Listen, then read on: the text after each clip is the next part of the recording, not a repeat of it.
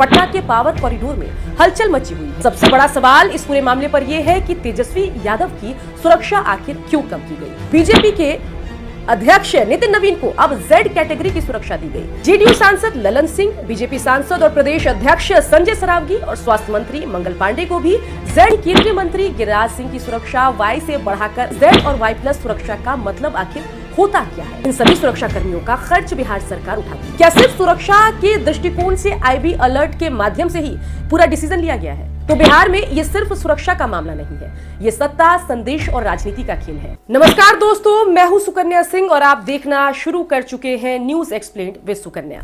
बिहार की राजनीति में इस वक्त सबसे बड़ा सवाल सुरक्षा का नहीं, सत्ता के पीछे चलने वाली पॉलिटिक्स का है, या यूं कहें कि सुरक्षा के नाम पर हो रही पॉलिटिक्स का है। पटना के पावर कॉरिडोर में हलचल मची हुई है क्योंकि नेताओं की सुरक्षा में बड़ा फेरबदल हुआ है। किसी की सुरक्षा बढ़ा दी गई है, किसी की सुरक्षा घटाई गई है और कुछ बड़े नेताओं से सुरक्षा पूरी तरीके से हटा लिया गया है।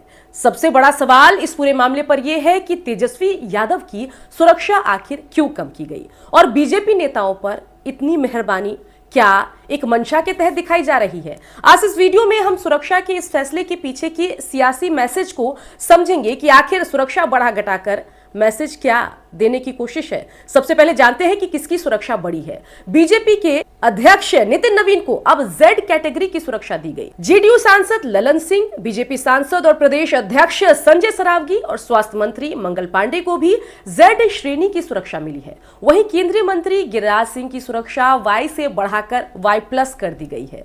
अब बात उन नेताओं की करते हैं जिनकी सुरक्षा में कटौती हुई है। सबसे बड़ी खबर यही है, नेता प्रतिपक्ष तेजस्वी यादव को पहले जेड प्लस सुरक्षा मिला करती थी, जिसे अब घटाकर वाई प्लस कर दिया गया है। ये इस पूरे मामले पर सबसे बड़ी खबर है कि तेजस्वी यादव की सुरक्षा घटाई गई है। इसके अलावा कांग्रेस के पूर्व अध्यक्ष मदन मोहन झा, पूर्व स्पीकर उदय नारायण चौधरी और कांग्रेस नेता राजेश राम की सुरक्षा पूरी तरीके से हटा ली गई है। यह भी समझने वाली बात है। अब समझते हैं कि जेड और वाई प्लस सुरक्षा का मतलब आखिर होता क्या है। जेड कैटेगरी सुरक्षा में करीब 22 सुरक्षा कर्मी होते हैं, जिनमें एनएसजी कमांडो, विशेष पुलिस बल शामिल होते हैं। यह सुरक्षा बहुत हाई लेवल मानी जाती है।